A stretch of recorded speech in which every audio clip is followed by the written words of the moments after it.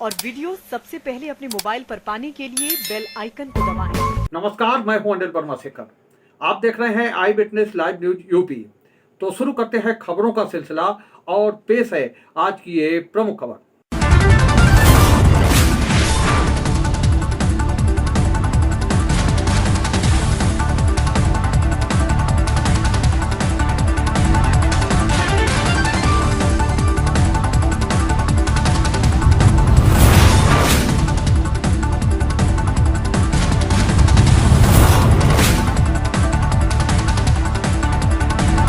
निकाय चुनाव चल रहे हैं और चुनाव प्रचार का दौर चल रहा है। तमाम से दांव-पेच चल रहे हैं और अपने को अव्वल बताने की होड़ चल रही है। जवानी जंग भी शुरू हो गई है उम्मीदवारों के नाम को लेकर के।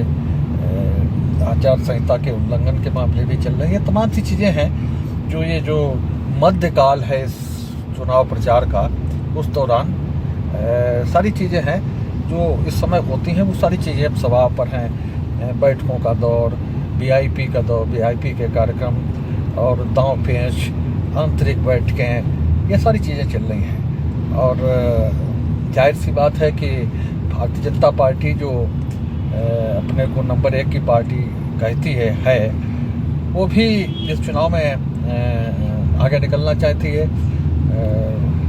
जो जिलाध्यक्ष हैं भारतीय जनता पार्टी कहते हैं सारे चुनाव हमने जीत लिए। एमएलसी के चुनाव जीता, कोऑपरेटिव के सारे चुनाव जीते, जिला पंचायत जीती। अब एकमात्र लक्ष्य हमारा है कि हम नगर पंचायतें जीतें, नगर पालिका जीतें। इसलिए पूरा जोर नगर पालिका पर है। संगठन पर बहुत जोर रहता है चुनाव के दौरान में। और तमाम सी व्यस्तताओं के बीच में विकास पांडे जो पश्चिमी नगर मंडल के अध्यक्ष हैं, वो उनसे बात करने का मौका हम लोग ले पाए हैं। जब तैयारी में लगे थे हम लोग डिप्टी सीएम के सब मौर्या की सभा को लेकर के, उस दौरान हमारी बात हमने समय निकाल ले पाया इनसे और बात करने की कोशिश की कि क्या स्थितियां चुनाव की हैं, क्या किस तरह से चुनाव शुरू हुआ और कौन सी ऐसी चीज़ें हैं जो दूसरे प्रत्याशियों से आप अपने को अव्वल मान रहे हैं। एक सबसे बड़ी चीज़ जो हम लोग देख पा रहे हैं, भारतीय जनता पार्टी ने इस बार एक नया प्रयोग किया। तमाम से उम्मीदवार थे, तमाम से गन्ना से टाइप के लोग थे, तमाम से पुराने लोग थे, तमाम से इलेक्शन एक्सपर्ट लोग थे जो हर बार टिकट मांगते हैं। इन सब के बीच भारतीय जनता पार्टी ने एक नया प्रयोग किया है। अपने जिलाध्यक्ष के नाम एक टिकट करके उम्मीदवार घोषित करके उनकी मां को उस नगर पालिका परिषद का उम्मीदवार बनाया है जहां भारतीय जनता पार्टी आज तक कभी नहीं जीती।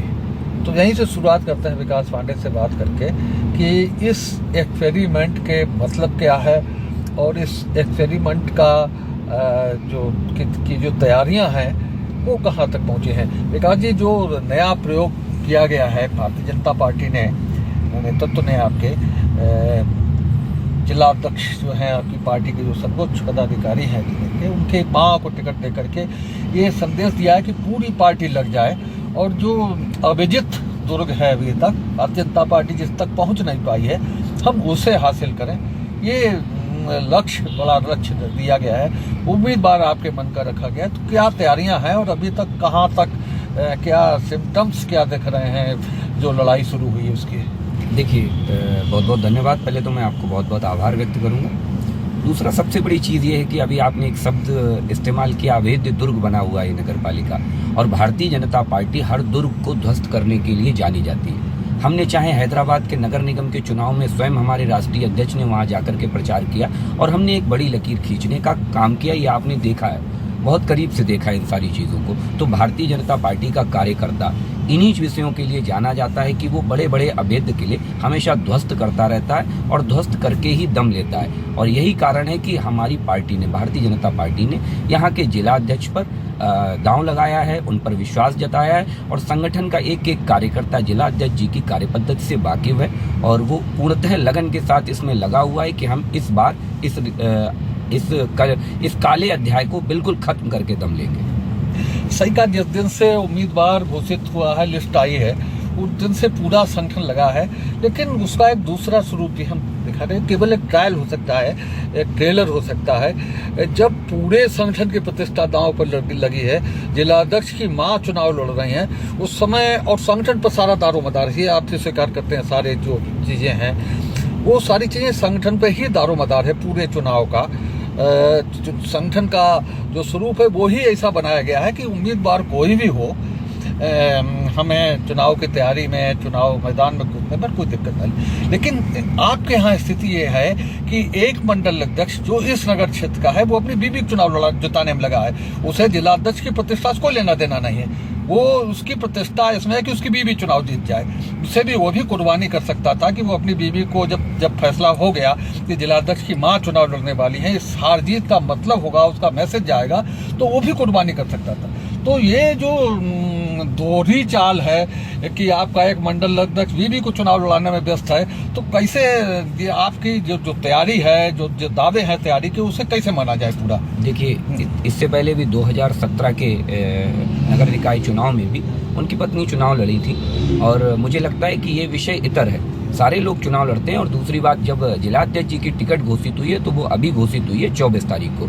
उनकी पत्नी का आवेदन बहुत पहले से था, और चूंकि वो दोबारा चुनाव मैदान में है तो ये भी हमारे लिए अत्यंत आवश्यक हो जाता है कि हम वार्ड में भी जब अच्छा काम करेंगे, वार्ड में हमारे मजबूत प्रत्याशी लड़ेंगे, तो निश्चित तौर पर उसका लाभ हमें चेयरमैनी चुनाव में भी मिलेगा। तो मुझे लगता नहीं है कि इससे बहुत ज्यादा फर्क पड़ने वाला है, क्योंकि संगठन, भारतीय जनता पार्टी का भी आपने कहा, संगठन इस तरीके से बनाया गया है कि हम किसी भी प्रत्याशी को मैदान में ले आए, और भारतीय जनता पार्टी के कार्यकर्ता में वो ताकत है, उसमें इतनी शक्ति है कि वो उसके परिणाम अपने अनुकूल कर सकता है। इस बार भी ये देखने को आ रहा है, जैसे पहले भी होता आ रहा है, जो लोग चुनाव हारे हैं उनसे पूछिए कि उनका दर्द, चाहे अब माला पारिया के पति संजीव पारिया से पूछिए, मिथिलेश अग्रवाल से पूछिए, सारे कि मंच पर भाषण बहुत अच्छे हो रहे हैं, फेसबुक पोस्ट के जो टेस्ट हैं और जो उसके जो स्वर हैं वो अलग अलग हैं, तो दोनों में साम नहीं है, लेकिन भाषण मंच पर जब देते हैं तो बहुत अच्छे भाषण देते। आज नरेंद्र सिंह यादव का स्वागत समारोह, तो वहाँ जो भाषण हुए हैं, क्या बात है,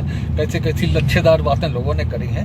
तो कुल मिलाकर के जब लक्ष्य है कि एक बड़ा लक्ष्य है, और लक्ष्य जिलाध्यक्ष के हारने का भी मतलब है, जिलाध्यक्ष के जीतने का भी मतलब है, तो ये जो फेसबुक की पोस्ट का जो प्रचलन है, और जो जहाँ सब लिख दिया और उसके बाद में लोगों को, इसका भी आप जब आपके यहाँ पूरा IT सेल है, पूरी जोर रहता है सोशल मीडिया पर, तो ये सोशल मीडिया पर जब गलत काम होते हैं तो उसका नहीं कुछ असर पड़ता क्या?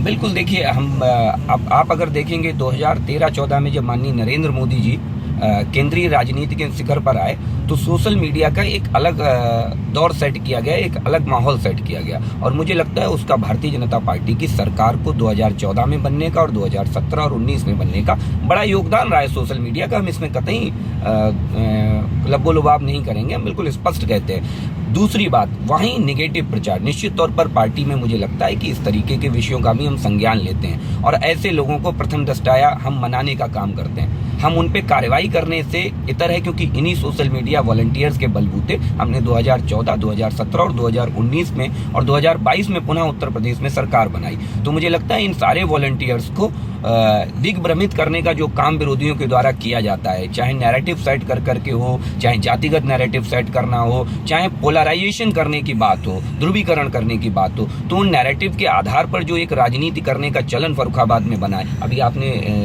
माला पारिया का जिक्र किया, उसके बाद आपने मिथिलेश अग्रवाल जी का जिक्र किया। मुझे बहुत याद है वो चुनाव, 2017 का वो चुनाव। मुझे कहते हुए बड़ा दुखद होता है। मैं फर्रुखाबाद की जनता से भी ये कहना चाहूंगा कि जो ध्रुवीकरण करके भारतीय जनता पार्टी को हराने की साजिश होती है, उस पर अंकुश लगाने का ये चुनाव है, क्योंकि ये भारतीय जनता पार्टी का ट्रिपल इंजन का चुनाव होने जा रहा है, और मुझे लगता है फर्रुखाबाद की जनता इस ट्रिपल इंजन के चुनाव पे ही आगे बढ़ने वाली है। सभासदों की संख्या बढ़ जाए, क्योंकि पिछली बार आपके केवल 4 सभासद जीते, सभासदों की संख्या बढ़ जाए, इसलिए आपने कई दागी सभासद जो निवर्तमान सभासद हैं उन पर दांव लगा दिया, जिनके घरों पर छापे पड़े थे, जिनके खिलाफ मुकदमे चल रहे हैं, केवल इसलिए कि उनकी दबंगई है वार्ड में, उनकी दबंगई के नाते वो दबंग एक खेल होते हैं, जो दबंग होते हैं, दबंग टाइप के लोग होते हैं, वो ये बहुत करते हैं कि कोई बीमार पड़ जाए तो उसकी मदद कर दो, लड़की की शादी हो तो उसमें मदद कर दो, तो उनकी छवि एक समाज सेवी की छवि हो जाती है, उस छवि का लाभ उन्हें कहीं कहीं चुनाव मिलता है। तो आपने जानबूझ करके संख्या बढ़ जाए सभासदों की, आपने अपनी जो लाइन है स्वच्छ छवि और जितनी चीज़ें आप लोग गिनाते हैं उसे छोड़ करके आपने दागी छवि वाले जो निवर्तमान सभासद हैं उन्हें आपने टिकट दे दी, उन्हें आपने भाजपा ही बना दिया। देखिए, बहुत अच्छी बात कही अभी आपने। मुझे लगता है कि जब ये सवाल आप भारतीय जनता पार्टी से करते हैं तो ये सवाल करने के लिए आप एक बार सम्मानित जो हमें निवर्तमान चेयरमैन है उनसे भी करिए।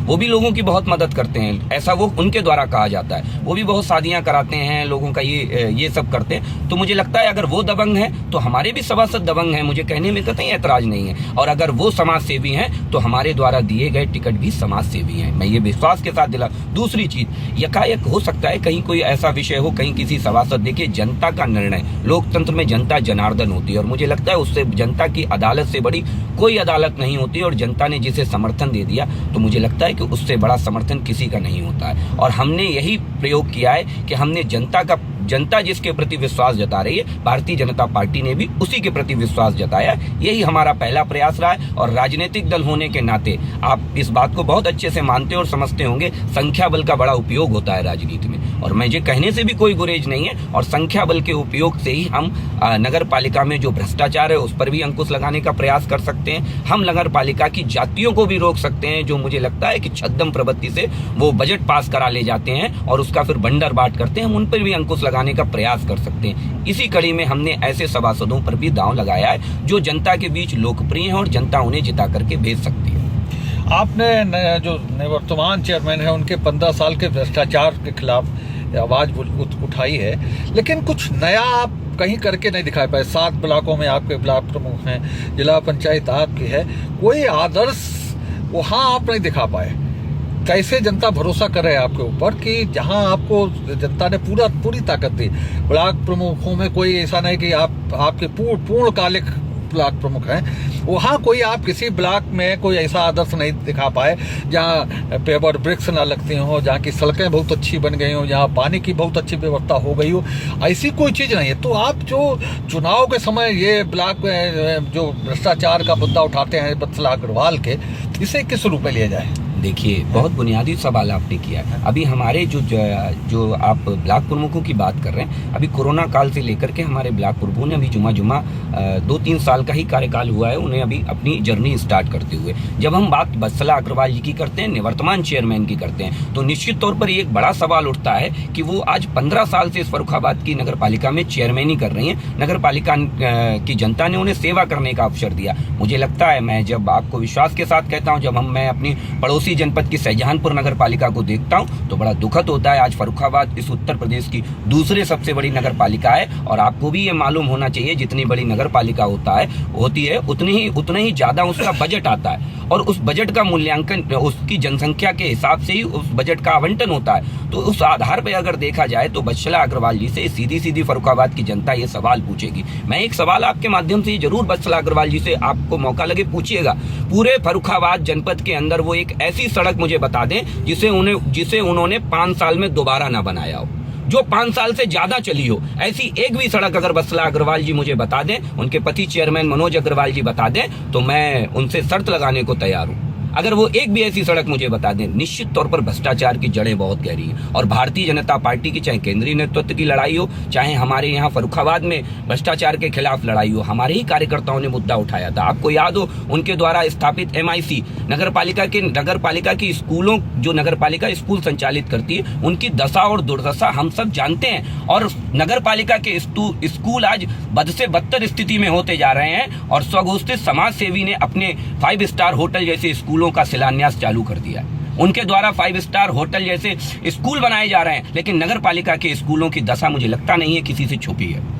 चलिए, आखिरी सवाल ये कि क्या कुछ नया प्रचार में है? कैसे आप जो पुराने लोग हैं, पुराने लड़ाकू हैं, उनसे कैसे जीत पाएंगे? क्या कुछ नई रणनीति बनाई है? नए प्रचार के कुछ साधन बनाए हैं? क्या तरीके अपना रहे हैं आप? देखिए, भारतीय जनता पार्टी अपनी नीति, नियत और नेतृत्व, इनके बल पर चुनाव में जाती है। हमारी नीति बिल्कुल साफ है, सबका साथ, सबका विकास और सबका विश्वास।